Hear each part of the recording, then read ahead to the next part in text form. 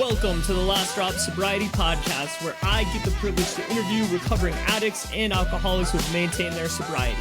These individuals have achieved great success while staying sober, inspiring all of us to overcome challenges and to achieve our goals.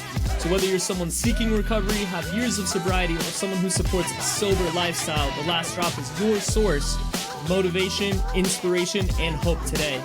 I am your host, Tim O'Connor. Please join us as we celebrate the Last Drop, the moment where everything changes and the real journey begins. Be sure to head over to thelastdropclothingco.com to check out the newest drop today. All right, welcome everybody to the Last Drop Sober Podcast. I am your host, Tim O. And I'm here tonight with my buddy, Danny R. He is my homie that lives here in Grand Junction. We both grew up in Denver. Just going to kind of talk about his story tonight. We're going live on his TikTok, live on my Instagram, and super stoked to have you here tonight and to hear about your story and stuff. Dude, how are you doing? Thanks, Tim. I'm Danny. I'm an addict. I'm an alcoholic. I'm an addict. I'm doing great. I'm nervous. Bear with me on this. First time doing this, especially live. You got it, dude. Let's rock and you roll. got it, Let's dude. share the story. I've held it in for so long, right? Yeah, man. I'm stoked to hear this, man. I'm super stoked to. This is crazy enough, episode number 10. So this is the 10th podcast that I've done with a guest. You were the second live guest I've had in this room. The first one was Gina and Johnny. Oh, cool, yeah. So now you're on here, and I'm stoked to have you on here, man. Okay. Good. I'm excited, too. I got to quit touching my face. Dude, yeah, right? All right. Just relax. Let's relax. It's just Let's like we're talk having a about life conversation. here. Yeah. So, right. yeah, man, let's just get right into it. All right, you ready? I'm ready. Let's do it. Ready? All right, man. So, what childhood events led you to use?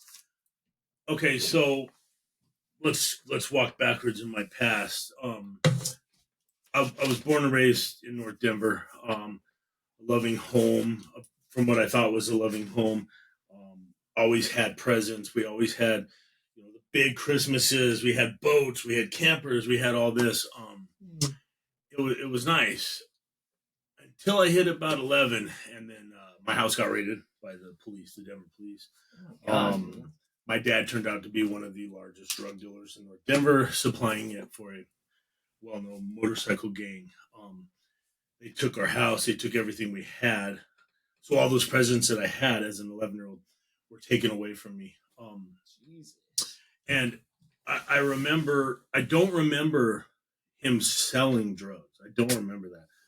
I remember seeing a lot of people coming to the house, and stuff like that. And then once he was taken by the state, we lost everything. My mother was able to keep the house, and during that time, he got a life sentence too. My father got a life sentence in prison. Jesus. And so as we grew up, all those nice clothes and all those things that I had became materials that I did not have anymore, and I had to still look like I had these things right as a kid. Oh yeah. And no one knew that my dad was in jail. We always held this story of my mother and father were getting divorced, and he just lived somewhere else. Meanwhile, I'm going down to the prison, Florence Max Security Prison. Oh my God. Visiting my father, and coming home.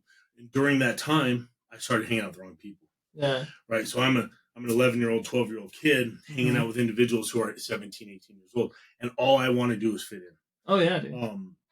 And so smoking weed became a normal thing. Yeah. And then once I smoked weed and stealing from friends' alcohol cabinets to be as the parents, right? Yeah. And they were all old enough to just give it to me, right? Like I'm just this little kid and they're just chucking booze and shit at me. And I remember, I was 12 years old when I first tried cocaine. God damn, dude. And it wasn't like I just did it every day either. Yeah. Right. So, I seen a lot of things growing up where I grew up, the parties that I would go to. And these were all the cool people. These had all the attention. These guys all had center of attention. These guys were God, right? Yeah. And so I started using it. Meanwhile, my mother, my mother's, I don't want to go into her story, but she's an addict as well. And back then, we didn't talk about alcoholics, addicts. None of this shit was. It was just normal, right? So, he drinks or this. So I never even understood that it was a problem. never even understand that being an yeah. alcoholic was a problem, Mm. right? So, Yeah, totally. it was just a normal thing. You know, doing drugs and drinking, you didn't have a problem. I didn't see the problem in getting drunk on 12. Yeah, right. Right? Like the first time I got Normal. drunk, I'm puking on a dog and the dog's eating the puke and I'm having a great time. Like, this isn't normal. No. But I'm thinking it's normal because that's the people I'm hanging around. Yeah, for sure. And so I, you know, as time went, we started getting less and less. You know, we lived on food stamps, government cheese, that milk that comes in a powder, dude. And you know, that cheese that turns into plastic. When you eat it. I love that shit though. I still love it. I love that government cheese. And I keep touching my mouth, so I'm nervous. So at that point we couldn't afford anything. And in order for me to afford things, I would work for this kid's dad down the street robbing houses. So I would jump in to their basement and he would tell me where the jewelry was, where things of whatever was. And when I would come out, he wouldn't even pay me in cash. He would pay me in food stamps. What? And I would get paid in actual food stamps. Back then, food stamps were food stamps. They were a piece of paper. Like coupons or something? Yeah, and I would take it down and I would buy my sister food because I was stepping in as my father to raise my sister. And after I would help raise my sister, I would drink. I would find drink. I would find cigarettes.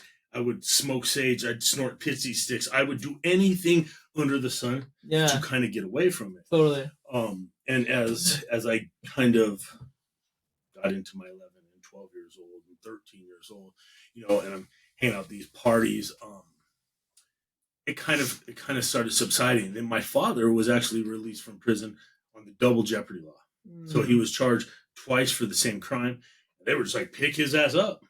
Right. So, well, then once my father got out of prison, I was, you know, I finally had a dad. You know, I never had a dad growing up. Now I have a dad. So I no longer have a dad. I just have a friend.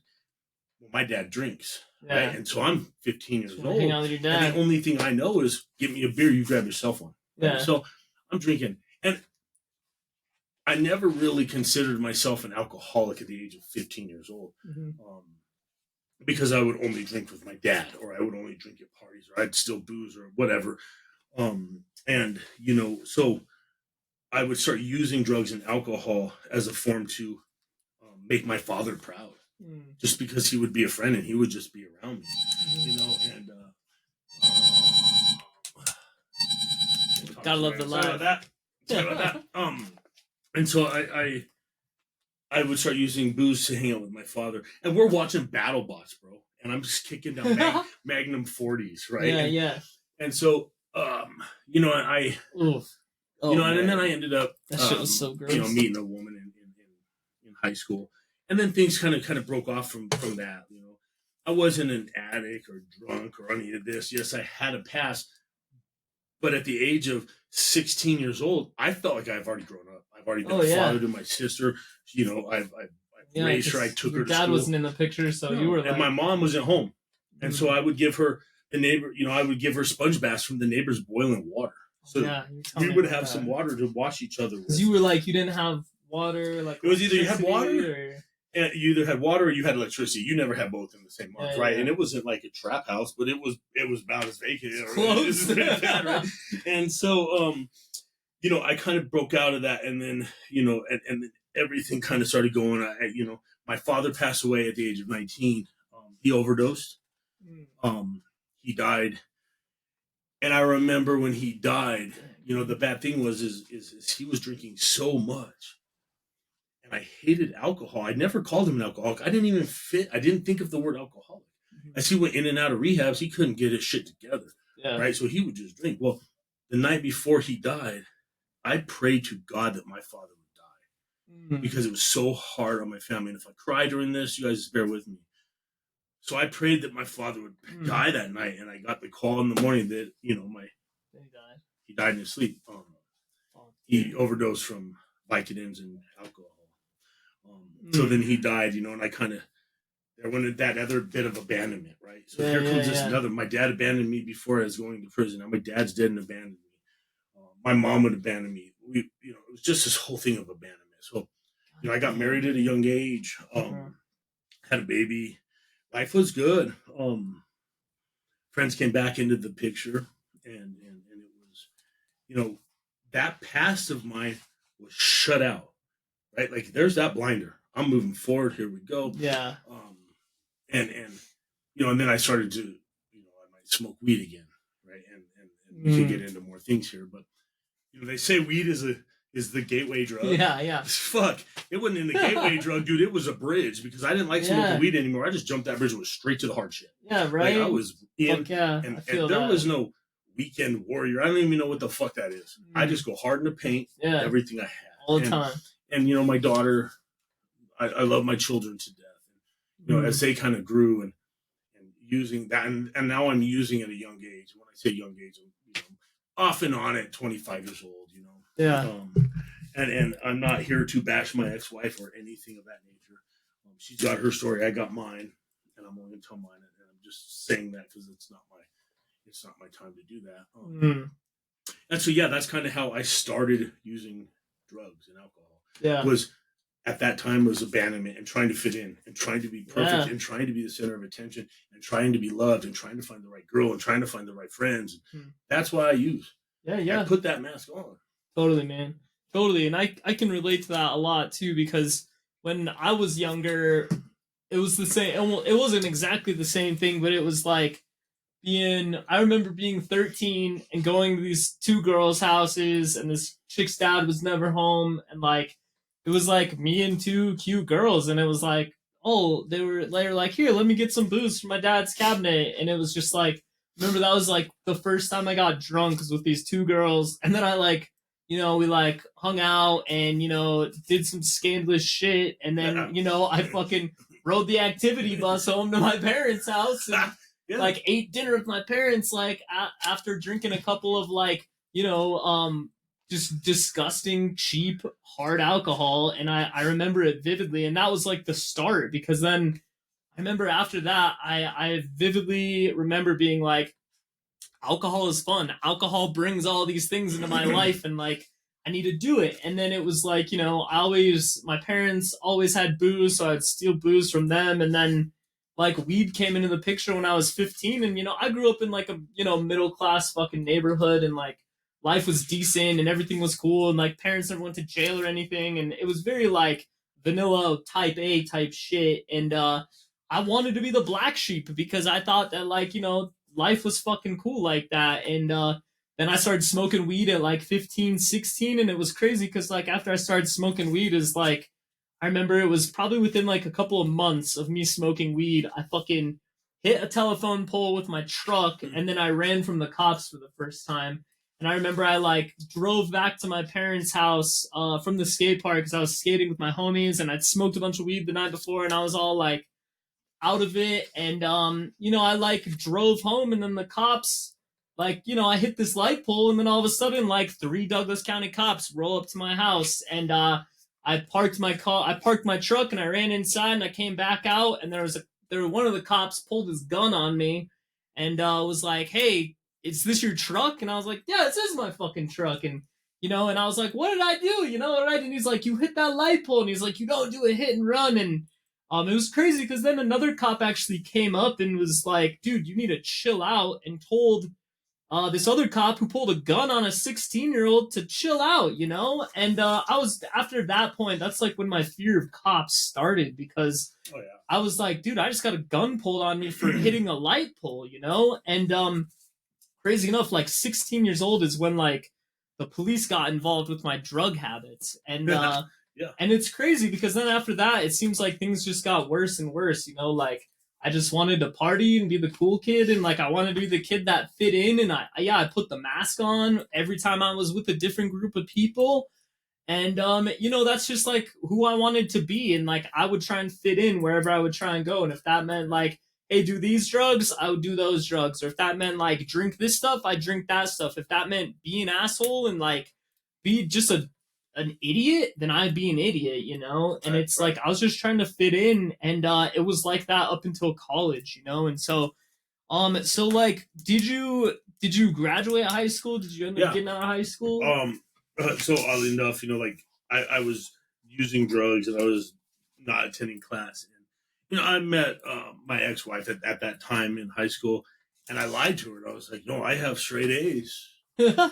shit, I quit everything and I got straight A's. Like here I am, like here I am. I graduated high school. I actually have a college degree, Oh yeah. in construction science, building shit. And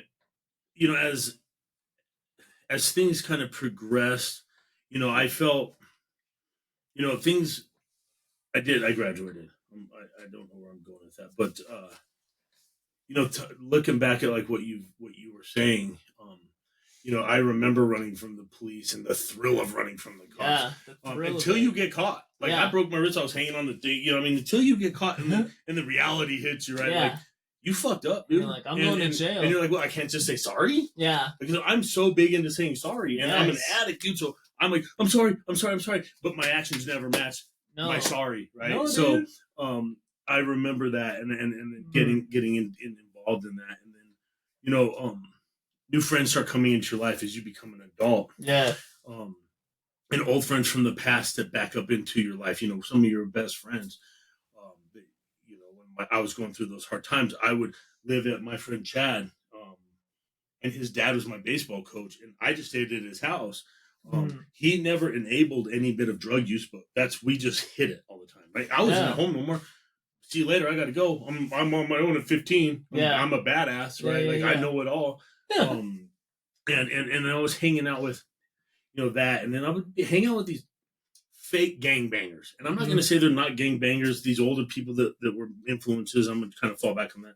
But they were that wannabe gangster. Yeah. Right? They will do stupider shit than a real gangster just so they look cool. Yeah. Right? And I would do dumb shit to look cool. Like you said, like, shit, you want me to do this? Watch this. Yes. I can do it and I can do it better. And that had to do with everything. And that also had to do with, I'm not a very smart academically guy. Right, I'm neither. But so I use partying and methods of friendship, comedy. I could always make someone laugh. I could always like manipulation. Always, dude. And I never really saw it until I actually got a clear mind. And And now that I go back and I'm opening up my past and these steps that I'm working on, I actually see where I manipulated so many people. Right, I can talk my way out of anything. Yeah. I can talk my way out of this. Me too. I'm so sorry. I won't do this again. But like I said, my actions never match my apologies. What you were doing ever, and so no matter what would happen, that's kind of I would just manipulate. And now that I see that being a manipulative person, and it's like a form of narcissism at one point, right? Dude, so being and then when you finally fucking see that on yourself, it's like a fucking shot in the face. Like, wait, hold on. Like, that's not me. Yeah. No, that ain't me. And that's like, this being clean and being sober. I'm going to tell you, I can't think back and think of something that I regret so bad in my life that I did when I was clean and sober. Yeah. Yeah. Everything that I regret, everything that I have resentments for, my amends, everything that I have done seriously wrong. I was high or I was drunk or I was on some sort of a substance. Yeah. Right. So I now see how that goes. So. Yeah. So like, how would you say using affected your life as you got older? Like, was it bad effects? Did you go to jail? What happened when you started getting older, and how did using affect your life? Obviously it wasn't positive. No, it started to affect my life in a lot of ways. And what it would affect was my parenting skills, my ability as being a husband, being a friend, being a brother, being a son. And the reason it would affect it so much is because I felt like I was on top of the world. And as I used, and this goes all the way up to the point of where I didn't, as I used, like I said, I could talk my way out of anything. And in my mind, I pictured nobody could fucking tell how fucked up I am because as long as I take 2 shots, I got the gift of fucking gab. Yeah, right. If I take 2, am I going to pick my kids up from school? 2 shots. Like, my lawnmower don't work. 2 shots. I'm good to go. Right. And I got a headache. Here we go. Just do line. Everything that I did, I had an external item to solve an issue that I had internally. Was an internal problem. Right. And so I base it on that. And so using took away my ability to have empathy. Ooh, that's it took my ability to have empathy, because now I am so focused on myself and making myself feel fucking good that I no longer am helping with the kids' project. I'm no longer being able to help you get to school because I am so busy fucking focusing on myself. Being present in your relationship with your wife. Yeah, being your present. Kids. And I'll talk to them later because I gotta get high. I can remember just being at the party, like, I want to go because I want to isolate myself at home with dope. Yeah. And it's so sad. And as my kids, you know, I felt like I was a great father. Just because I bought Disney trips, just because I bought new Power Wheels and a camper, and I took you camping. Yeah. Needless to say, I'm using the whole time I'm doing this. Yeah. I am not a good fucking dad at that point of my life. I was not. I felt like I was. I sure felt like nobody could fucking tell how fucked up I was inside. And as I grew older, it only got worse because, you know, my tolerance built. And I would love the feeling. Then I'd fall back on my oldness. I would love to feel so good when people would give me the praise that I fucking needed, right? Like, dude, I can never tell that you're drunk, and I've just drank a gallon of Fireball. Like, I'm good, and I'm the baddest, right? I'm the baddest. Oh, I'm cool. No one can tell. I have all the dope. I'm the one that has this. I'm the one that has this. Yeah. People are looking at me for all of these things. Yeah. When in all reality, I'm being used. I'm being manipulated. I'm being taken advantage of. And I'm not giving the core value of a home that I always wanted the fucking attention it deserved. Yeah. Right? Because I was only giving my habit the attention. Yeah. I only treated my habit with attention. Like, how did that make you feel at the time? At the time, I didn't notice. I didn't care. Not care. And I never even used the words that I was an addict. Yeah. I fucking didn't even, it never even fucking registered to me that I was a fucking addict till literally 3 or 4 years ago. Yeah. I fucking just lived solid state of mind. I got this. I'm a functioning alcoholic because I get up and go to work. I'm taking 2 shots at work. I could take care of this. I could do anything. I'll be up for 3 nights. I don't care. I'll do that job. No, I took from the companies that I worked for just because I'd sleep in and clock fucking time, dude, that I didn't fucking deserve. Like, there's more about stealing and shit like that, because when you're using, you don't recognize all the stuff that you're actually taking. You're taking people's emotions. Yeah. You're taking people's happiness. You're taking fucking hours from work. Yeah. These fucking things that you don't see, you don't recognize. Taking a lot of people's valuable shit. Right. And that right there will subside into your soul. And it keeps you from sleeping at night. Yeah. And keeps you sick. And it keeps you sick. And the only way to cure yourself from being sick is to take more shots. Yeah. Take more drugs. Do the shit you need to do. Fuck it. You want to twist button? Let's twist one. Fine, fuck it. I'll be up for 3 days. Let's high five. Yeah. Because I didn't want to see what I was fucking up. Exactly. I didn't want to recognize everything that I was beating up. I didn't give a fuck. And I was so scared to make a left turn, Tim, and do something that nobody fucked. Like, I didn't want to quit, because if I take a left turn, what the fuck are they going to think of me? Because now I'm not that dude. Right? I set the bar this high as an alcoholic and an addict. Yeah. How am I going to set a bar high as a fucking recovering alcoholic and addict? Right? Yeah. So I was so scared to turn left. Fuck it, I'm just going to go straight. Yeah, I could. Accountability is the hardest thing as an addict to have. Like acceptance. Acceptance, dude. Yeah. And it affected me, and then moving forward in life, ultimately, it cost me everything that I felt that I had built as an empire, right? I lost my wife. I ended up losing my children. I had $500,000 in the bank. Well, maybe not that, but over a lot of money in the bank. I had cool toys, I had all this. Okay. And at the end, I woke up on a stretcher with fucking nobody but my mom. Right, sitting in my corner. You had all this stuff, and then you lost it. I lost it all because of your addiction. I lost it all because of my addiction. I lost it all because I was unwilling to recognize I had a problem. Was that your last drop moment? No. What was my last drop moment was I lost my wife. I had dropped off my children, my last kid to her. Love her dear to my heart, and I was going to get help because I had lost everything. My house was up. I remember contemplating making and talking to God and saying, if you can just give me all this back, I won't kill myself. And sitting there and then like, okay, I'm gonna give you 2 weeks, God. If you don't give me the stuff back that I'll kill myself. And then 2 weeks would come, but I'm too scared, right? Yeah. And so then I'm making another wager with God about what I'm going to do. And at that time, my ex had moved to Arizona, and I was driving back and forth over the road just to see my kids, and like just so many things were going on, and I had no more money. I was using my mom. I was using her credit card, and I'm just trying to get everything back, not knowing that I done fucking burnt that bitch up in the fucking past. That chapter of life is gone, bro. Oh my God. And so I'm sleeping on the streets. Like I had a buddy that owned a hotel, and he would let me shower inside as I saw, I could come visit my kids, but they couldn't know that I was living in my truck. So my God, dude. He would let me go in and shower, and I'd have a room that would just be a used room from the last person before the cleaners would get to clean it. And I'd get to go in there, I'd get a shower, I'd get to see my kids, and as soon as they were gone, I'd park my truck. He would allow me to sleep in his parking lot on the truck. Or I'd sleep at the lake, or this is in Denver? This was in Lake Habit. This was in Arizona. Oh, in Arizona? Okay. And this is where my ex ended up relocating. Okay.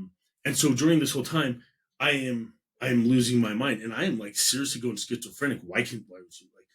My last drop happened because of my abandonment at my time, my pity party, right? I had this pity party.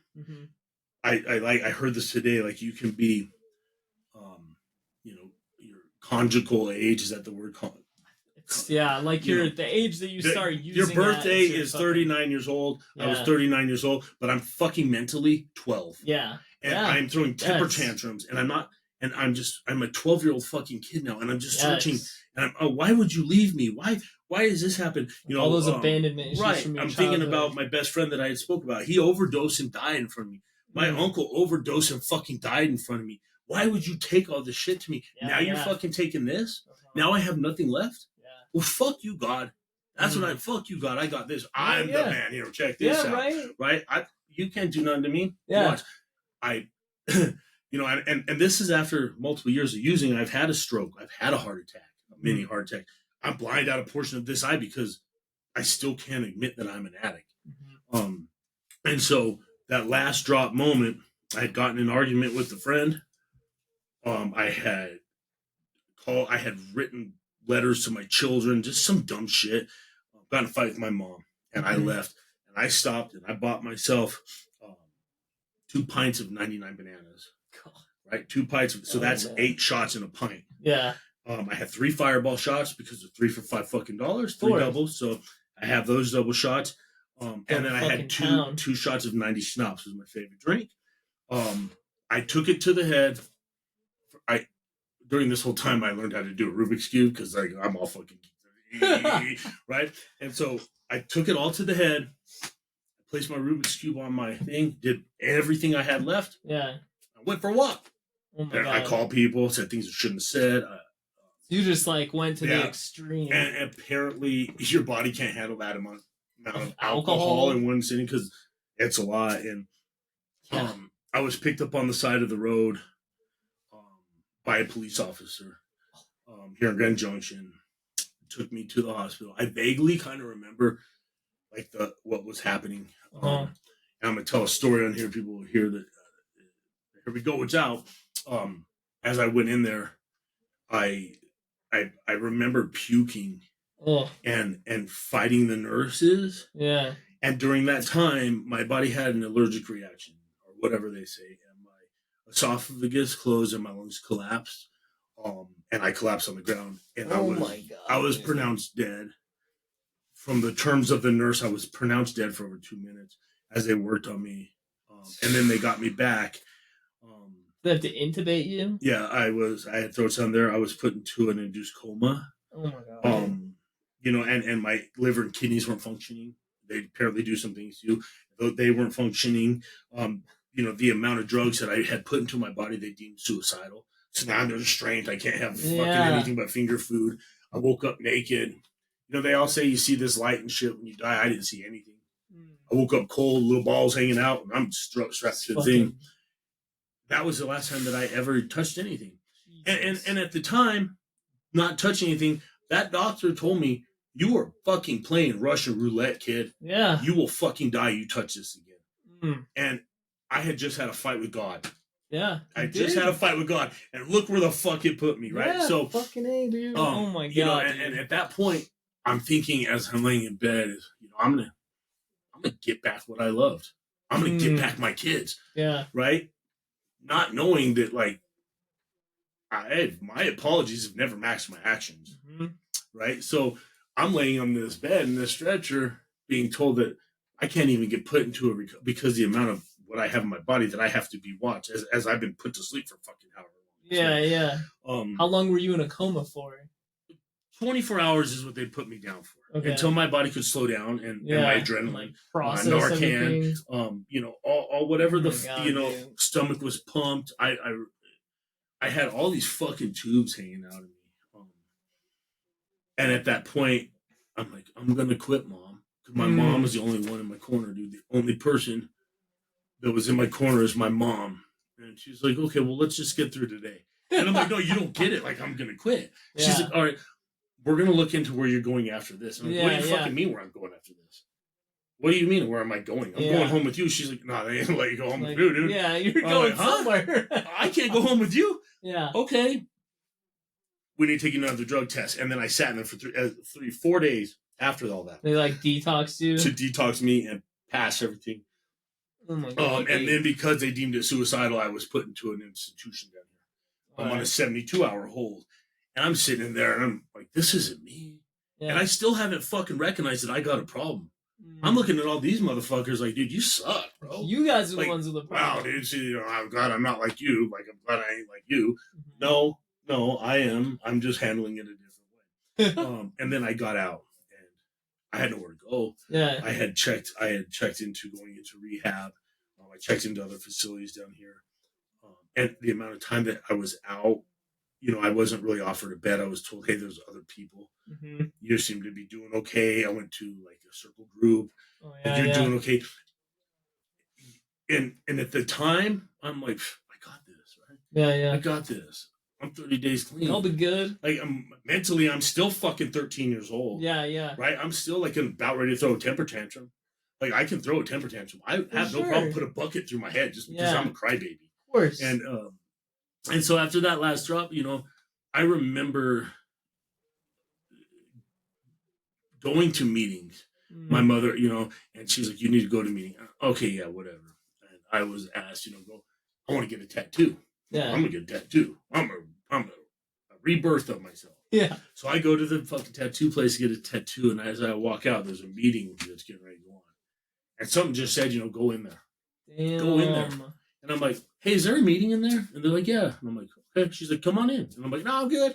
I go sit in my car. And during that time, I said, you know, something just told me, grab your fucking balls, dude. Go in there. Yeah. Just hear what they have to say. And I went in there with the amount of resentment. You guys are pieces of shit. You fucking alcoholics. Yeah. You guys got a problem. I'm just here because I'm going to fucking make it look like I could get my ex-wife back and I could get my fucking kids back and I could get this.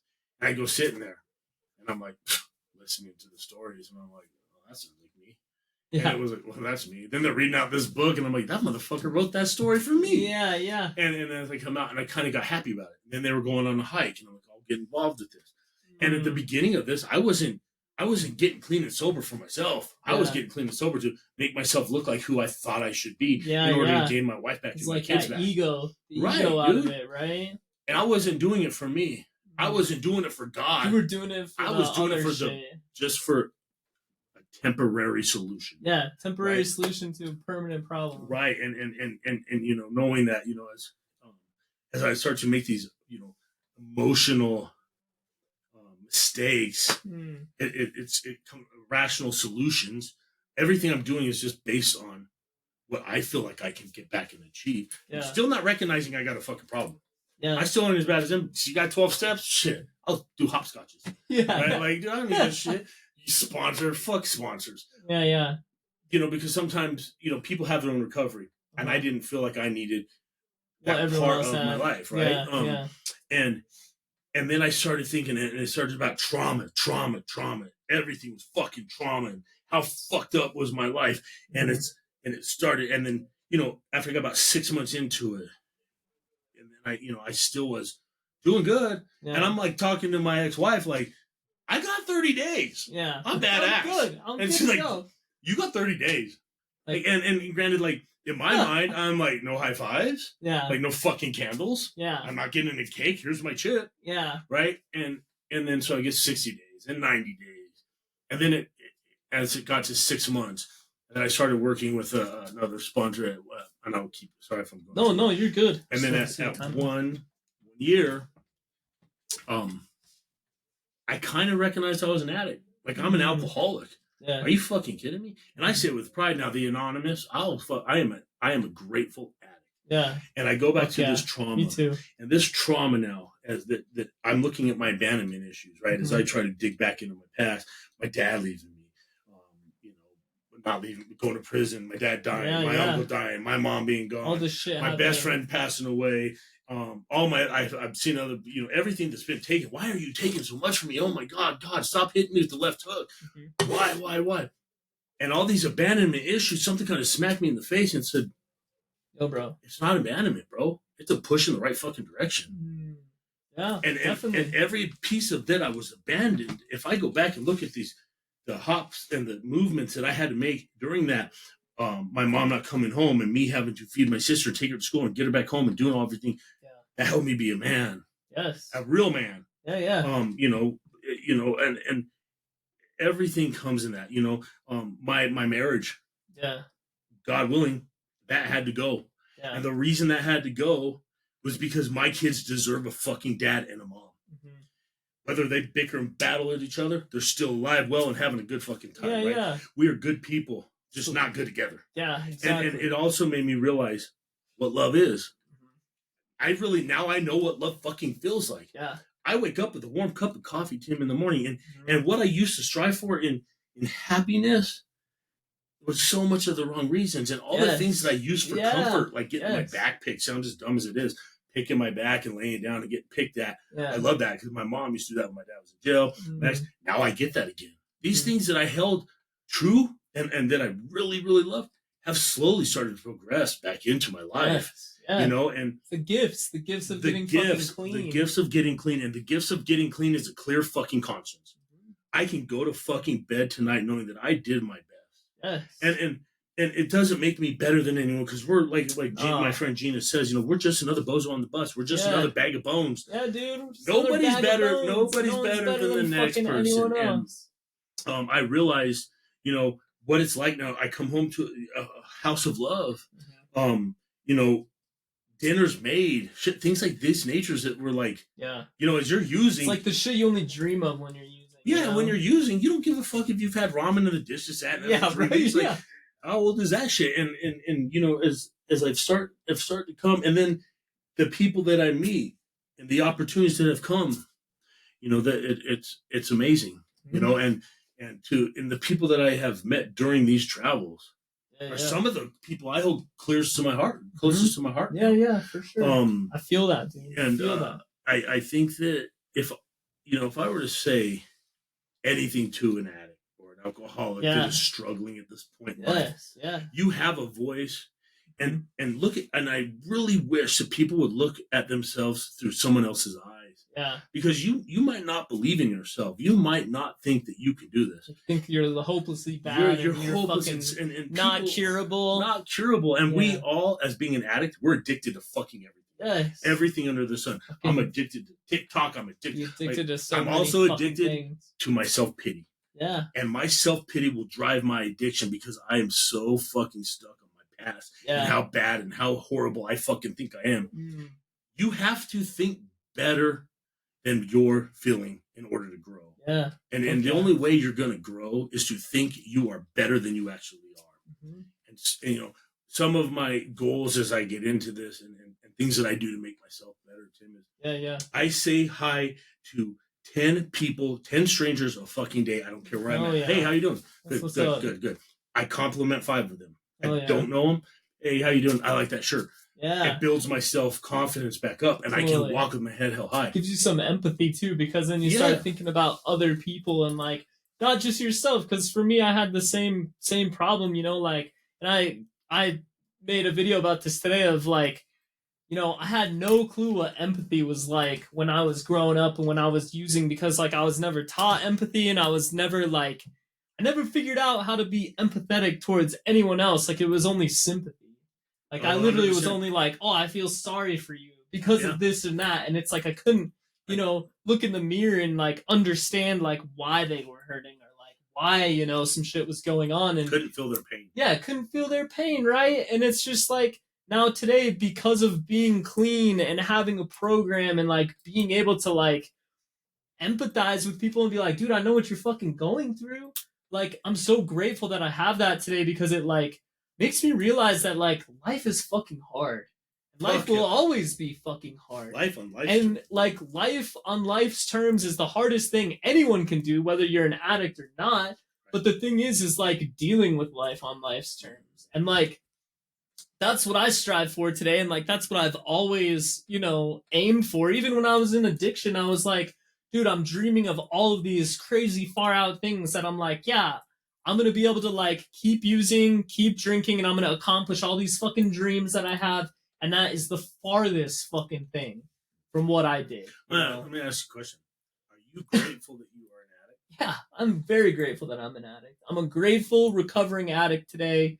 I'm not scared or worried to say it, because like it says like in 12-step programs is like, once we admit that we're an addict or an alcoholic, like that takes the fucking power away from it, and it like makes me fucking grateful. And it's like the start of like, once I admit that I have a problem, it's a lot easier to ask for help. And it's like that's the first part, and that was the hardest part also, was fucking asking for help. And trying to realistically really admit that you have a fucking problem. Yeah. Don't just say because you're sitting in front of about 45 people looking at you just to say you have a problem. Or like say it to your parents or your wife, or like, oh yeah, really I have a problem. Fucking understand that you have a problem. Yeah. And I have a sense of pride. Now, if I'm asked, hey, do you want to drink? I'm an alcoholic. Yeah. Look at the people's eyes. They're like, what the hell? All right, yeah, dude, right?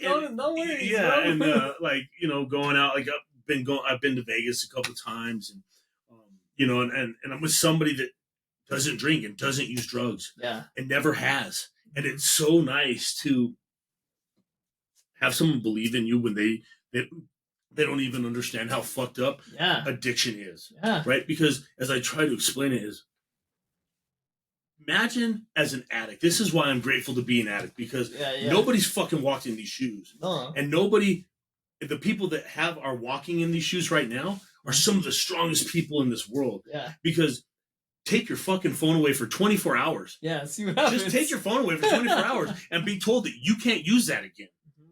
You're only allowed to use a flip phone. It's true. Watch that happen. And go into, I know myself, how hard it was to be identified as an addict as I'm sitting in a fucking broke down apartment with just a bed. Yeah. My ex-wife won't answer her phone. Nobody's fucking talking to me. All I have is a bed. But I can't drink and I can't use drugs. Yeah. Oh my God. Yeah. And I'm just talking to my eyelashes. And that lonely road that I walked made me the strongest that I've ever been. Yeah, dude. That's what's up. That's good shit. Yeah. And it's like and that's what it is today. If you're listening to this and you like think that you might have a problem with drugs or alcohol, just know that like Danny and I both have been through the process. Know somebody. Or if you know someone, like, we've both been through the process of getting clean and getting sober, and like, yeah, it sucks, but it's like made me the fucking strongest version of myself that I could have ever dreamed of, and not just physically, but like mentally. For sure. Fucking, because there's still days where I feel like I'm a 13-year-old fucking child trapped in a man's body, and I want to act out in all these different ways, but like, I know today that I have a choice and that I don't have to. You know what I like is the freedom I have. Yeah. Freedom. My kids, freedom. I no longer have to say like, don't go in my room. Oh, hold on. Yeah. Hey, don't go in my closet. Yeah. Like, don't look under my bed. Yeah. Like, you're in the bathroom. Don't come in the bathroom. Yeah. Don't come in the bathroom. Yeah. Like the freedom that I have, I sleep with a good conscience. No more lying. Like I said, and if you know somebody that's dealing with addiction, it's okay. It's okay to bring it up to them, and it's okay to say that you support them, and you will help them. Yeah. With their recovery. Hit us up. I mean, we got a good support system. Hit us up. It's okay to be an addict. It is okay. It's becoming a movement in my mind. Yeah. right? Like, and Yes. people are now proud to be an addict. Yeah. When we used to be shut down, my dad was an alcoholic. I didn't even know he's an alcoholic. I don't even think and to be honest, the freedom of stop using, you can feel yourself grow up. You'll feel yourself grow, whether you admit it or not. I used to pray all the time, like, why did you take that away from me? God, I fucking hate you. All you do is hit me in the left. I never once prayed for, hey, help me. Yeah. Hey, hold my hand in this. Before I did this podcast, Yeah. I sit outside, I meditate, and I fucking prayed. I'm nervous. Yeah. Hold my hand, walk with me, show me the right way, bro. Yeah. Yeah. And I say bro to God because that's my God. Yeah, I didn't know like that. That's my dude. Yeah, right. Everybody can have their God. Exactly. Your Everyone can God's have their own yours. fucking higher The power. universe could be your higher power. Yeah, right. And Exactly. this was a great opportunity. You got anything else you want to ask? Yeah, man. So, like, how has recovery positively affected your life today? I positively today it is affected. I'm happy. How much time do you have? I do this all night. I'm happy. How this has affected my life, I know. Let's just start with some basic dumb shit. I know where my car keys are every morning. Yeah. I get up and go to work. I got money. I have, it made me realize my bills a little more. Yeah, yeah. But it has also shown me that empathy. Mm-hmm. Empathy is a big one. Love for like fucking other people, The freedom that it's given me driving home today, my daughter, she's just looking out the window and, I slam on the brakes and I scream and I scare the shit out of her. And she just puts her legs up and I would have never had fun like that. I'm never just that person. What this has brought me is my children. And I don't want to cry, but they, I hold them dear to my heart and they're proud of me. And they actually tell me, keep doing it. You're doing a good job. It's, my dad doesn't drink. He's an alcoholic. I'm okay with them saying that because they know what it's going to do. My kids, I now can get up in the morning and play with my kids when I get to see them. Yeah. I don't waste a day and I'm wasting the day trying to find drugs or alcohol. Mm-hmm. Well, not hard to find alcohol or drugs really, but you know what I mean? And then spending the whole night awake and then pissing away a Saturday. Mm-hmm. I'm up and at it. Let's go to the lake, being more active. Yeah. I feel better internally. I look better. Mm-hmm. My physical condition has started to come back. The photos of you, like when you were like out of active addiction, I was like, who is this guy? I was like, bro, you're fucking tiny. Like you're so small. Except for the swollen face. Yeah. This recovery, a sense of pride. Mm-hmm. I have a sense of pride. I know that I'm reliable now. Yeah. It's hard to say that I'm now regaining trust for the people that I burned and took advantage of so much. Mm-hmm. Like, you always think your mom or dad, you always have that trust. You could always say sorry. You can only say sorry until you can't no more. Exactly. And gotta own it. You gotta own it. And you also need to own that there is a time in your life when that fucking chapter is over. Yeah. And that book, you have no power. That book, that chapter is over, and it is up to you to write this. Yeah. I've heard, there is no, I've heard from another addict that there is no amount of tears that will change the past. No. And there's no amount of stress that will fucking change the future. No. So live for today. Yes. I have a lot of addicts that call me and text me, and as they struggle with their addiction. Oh, yeah. And it's so hard to tell them because you just have to take that step. Yes. You just have to do it. If you want this, take that step. Mm-hmm. Understand that it's going to be fucking hard. No one says that you're just going to quit drugs and alcohol. Yeah. And all of a sudden, life's fucking peaches. Yeah. No. All of a sudden, you got your right. Like, fuck no. It doesn't just happen overnight. No. And the freedom and the happiness doesn't come overnight. And you start to look at these old timers that are in the room, and then you become a mid timer. Yeah. Right? Like you got the old timer, then you got the guys of 2 to 5 years, and then you got the newcomer. Yeah. And that newcomer either looks at you with as an inspiration, or they're scared. Yeah, and, they're scared. Yeah, and I just wish that more people would understand. And there is people that like I can't drink successfully. No. I can't just have a beer. I can't drink or do drugs successfully. I cannot drink or do drugs successfully. I will end up in jail or I will die. There's two options, right? Yeah. There's two fucking options. Or I'll be homeless. Right? There's two. Yeah, you either get help or you know the consequences. Yeah. And that's for the people that are in this. Yeah, there is people that you can have a glass of wine. It's not a bad thing. No one like. Yeah. When I go with my friends, like, is it cool if I have a beer? Yeah. Like, yeah, bro. Yeah, that's cool. I don't care. No. I have friends that respect me and they don't get fucking hammered in front of me. Yes. I do get tired of the fucking phone calls. Yeah, right. I'm so fucking proud of you. Like dude, please. Yeah. Like, don't call me when you're wasted. I don't want to hear when you're wasted. I don't want to hear this shit. And then I'm just spinning back and I'm talking about it. I got a couple friends. I got friends that are sick and they're drinking and shit. And it's hard. It's hard seeing friends like that, It is. And I had a very, very close friend to me call me today and he said, I'm done. I'm quitting drinking. And you know what I have to do? I have to believe in him. Yeah. Because if nobody's there to believe in him, at least I'm there to believe in him. If he doesn't believe in himself, at least I can believe in you. I can believe in all these people that I text and I talk to and people in these rooms. I believe that everybody can quit. And this, I remember when I first got clean and sober, I could never say forever. Fucking forever is a long time. Yeah, dude. Even a life sentence is only 30 fucking years. Yeah, right. It ends at some point. Like forever is fucking far. And so I would I don't smoke cigarettes anymore either. No. But I'd have to keep a pack of cigarettes in there.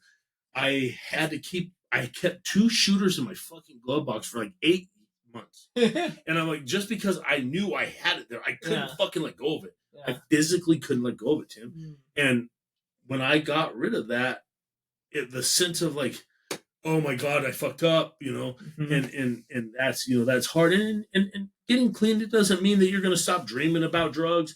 No. Shit, I dream about drugs all the fucking time. Yeah. Man. And I wake up crazy dreams sometimes. So fucking vivid. Yeah. And so vivid. So vivid. And I'll be doing drugs with some of my friends that died from an overdose in my dream. It's what the fuck was that? Why? What is the lesson here? Yeah. Waking up feeling, I've had dreams that were so close that I felt like I relapsed. Because it felt like that. Or waking up with the guilty conscience of what did I just do?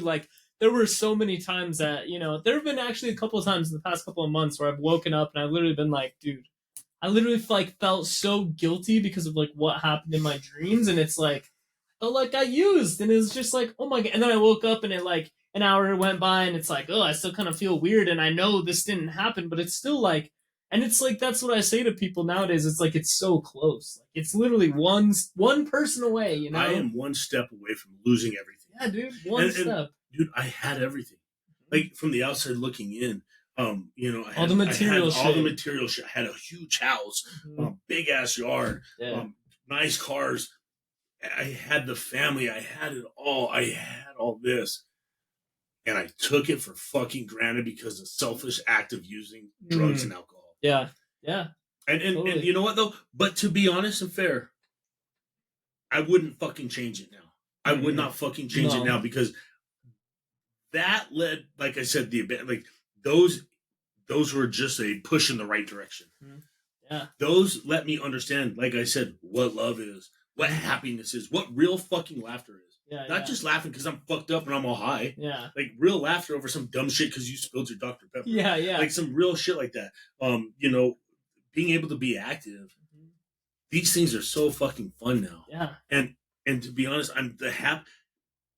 I look back on my life when I start to think of myself God, I wish, what happened here? Where did I go fucking wrong? Why did this happen to me? Yeah, yeah. And I look back at that, Tim, and it's why do you fucking think of this? You fucking hated your life then. How many times back then did you say, fuck this, I hate my life, I want to disappear? I don't remember those times because I'm so focused on the materials and the image that I had. Yeah.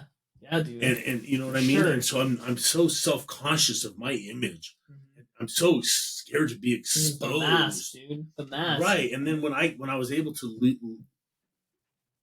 exposed, whether it was my calling or it wasn't my calling, the amount of gratitude that you end up so getting, grateful. the gratitude you have for the God of your understanding, right?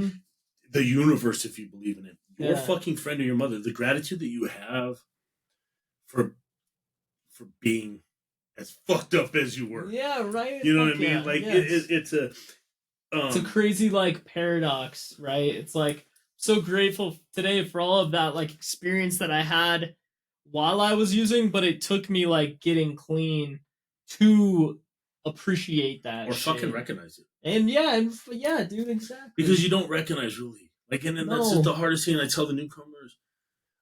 Please understand that you're going to go through some pain. Yeah. That fucking path is going to be the hardest path you ever walked. Yes. But I promise you, it's only ugly because the destination is fucking beautiful. Yeah, dude. You gotta walk through it. And you have to look back at your past and you have to dig this shit out. And you need to find, that's what recovery, just drinking, quitting drinking and quitting doing coke or whatever kind of drug you like to do, that's this big of being as recovering. That's just like, quitting is only this much of recovery. Just the start. Just the fucking, because you're not just quitting that to recover. You're recovering the man you're supposed to be. You're recovering the wife you're supposed to be, the husband you're supposed to be. You are recovering that old person that had a fucking smile that, a real smile. And I'm not saying that people don't have fucking smiles. I'm not saying that. I'm just saying those people that really need fucking help, they need to understand that they are able. Recovery is fucking possible. Yeah, recovery is possible. Recovery is possible. And if you're fucking watching this right now, you know somebody or yourself. Sometimes we're the voice of others, dude. Yeah, and like that's the reason why, like, I do this podcast. I try to get online and do this, and like TikTok. Like, I want to bring awareness to the possibility that like you can get sober, and it's like trying to end the stigma of addiction. Because like when I was trying to get clean, it was always like being an addict or an alcoholic was the worst thing. It was like being an addict and an alcoholic was like you're a fucking homeless piece of shit and you're just like a hopeless person and like you're gonna end up in either jail or you're gonna be dead.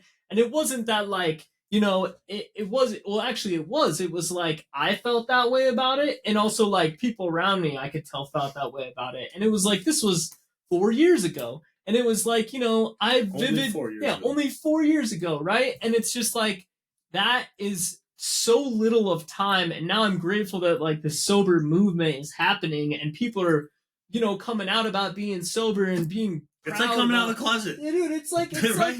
It's like people coming out about being sober and being super stoked about like this is what I'm doing and this is how I'm doing it. And it's crazy because it's starting to be like a good thing. Right. And being an addict is like okay and acceptable, and it's like it's not fair to the people out there who are still under this idea of like I'm a terrible person because I'm a fucking addict. And I and you and me, like, and us on this platform, we're trying to fucking show those people, like, that's why I'm doing this, is I'm trying to fucking help people, like, I'm not just trying to sell some fucking shirts, like, I'm trying to make this shit a movement to show that, like, here's the first fucking sober clothing brand, and I'm proud about being sober, And it doesn't say 12 steps. Yeah, it doesn't say I'm an alcoholic. Yeah, right? It doesn't have like a big AA or a big NA logo on it. It's just a fucking cool looking fucking logo and cool fucking designs. And like, why can't there be a sober brand in the market? Like, because there are none. It's kind of like a Christian rapper. Yeah, dude. It's kind of like you don't have to cuss. Yeah. Like, well, I mean, I fucking like there we go. I just right. And it's very much just like people are being proud about that, and it's just and we're trying to know an addict. Yeah, dude. People that are clean and sober are proud to know an addict, and when you find those people that are clean and sober, or you find people that are clean and sober to yourself, and they are like, "Damn, dude, I know how hard that is. Congratulations. Yeah, good work." The sense of pride that you get from a fucking normal person, it's crazy. That might even be fucking drinking a beer right in front of you, and they tell you how fucking proud they are of you. Yes. And you'll fucking high five them and watch them take the shot and walk off because you have a sense of dignity. Yeah. You have that pride now. Yeah. You hold your head high. Hold your head up high. And dwelling on my past is the biggest problem I have. Yeah. Yeah. I dwell on my past. Me too. Like I said, I robbed houses. After I used to make money robbing houses, guys, I figured out that I could get my own fucking shit out of those houses. Mm-hmm. So I'm going to every other little fucking house. I'm a 12-year-old kid going into basements, and I'm taking change and shit that's not going to matter to them, that they're not going to know. And I'm filling my pockets full like I'm at fucking work. Yeah. And then I became addicted to that. Yeah. I became addicted to getting money. I remember, breaking into, a home when I was like 12, and there were kids home, and I didn't do the right thing. Subsequently, I got in big trouble. But that was also 30 years ago. Yeah. So for sure, you don't get called. You don't get put my face back in there. You don't recognize your addiction until you are at your rock fucking bottom. Yeah. And if you know you're at your rock bottom, you know you got a problem. If you're reaching out to another addict, you know you're at your rock bottom, or you're fucking close to it. Even if you're thinking about like getting help, and that was something big for me, was even just thinking about like, who can I reach out to talk and be like, hey, I think I have a problem with drugs and alcohol. Who can I reach out to? And that's the problem. You don't know where to go. And you don't know where to go. And it's like a lot of times that's the hard part is people, it's like, I was scared. I was scared to ask for help. And it's just like that. Walking in the door. Yeah. And it was literally like all I had to do was pick up the phone and call 1 or 2 people, and I probably would have gotten help. But deep down, like I was so scared to ask. Ashamed. Yeah. And I was ashamed to be an addict. But like today, I'm grateful that I'm a recovering addict. I'm grateful that I'm clean today and I don't have to go get high after this to go to sleep, And so like the Friday night, I started coming to these meetings, and the hardest thing to do as an addict is, 1, admit you have a problem, and to yourself, and 2, admit it to others.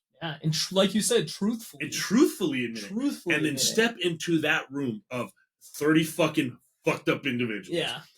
And who also know they have a problem. Who also know they have problems. Yeah.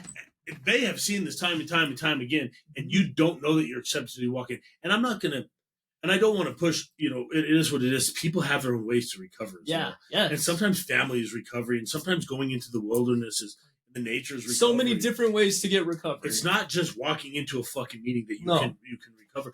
Your job, Tim, in my personal, is self-work. Yeah. Work on your fucking self. Gotta do the work. And you got to do the work. My way works for me, and my way is now is, as I dig into my past through the step work and working with people that help me, I feel whole. Yeah, I do. And this live thing here, there's like 2,000 likes and people in here that are watching. Oh, yeah. Thank you guys. Thank you so much. We should do this more often and talk more. We should answer some questions on here. Let's answer some questions. I don't know if we can answer some questions. Let's do this. Let's talk about your shirts. Yeah, sure. We got the last drop shirt here. Shit's on sale, baby. One day Saturday. Yeah, there's all kinds of things. I did a modeling shoot for him. He hopefully will post. That was the model. One of the models. Yeah, they're coming. So this upcoming Saturday, let's see, February the 10th. Yeah, the 10th is when the last drop, the Freedom drop, is going to go public. If you want some gear, it is coming this upcoming Saturday. So you guys are the first people to know about it. Check out thelastdropclothingco.com. If you're listening to this on the podcast, you will probably just check it out because it'll be live by next week. So stay tuned for that. This is Sober Clothing brand. If you support someone in sobriety, or if you're sober yourself, or even if you're seeking sobriety, it is not a shirt that says I'm sober. I'm a fuck up. Put a lot of fucking time and support passion. A small business too. Yeah, small business. I'm running, my stack of shirts is right here. This is it right here. And it's and it's printed locally. I do all this shit myself. I design all this shit myself. I print it, I package it right here on this table. And it's cheap as clothes too. It's really nice. Let's see if we can get some questions. Yeah, we'll get some questions. We might run out of time here on the podcast. So if you're listening on the podcast, thank you so much for listening. We're going to continue this live stream. Got a gift. Thank you guys for tuning in.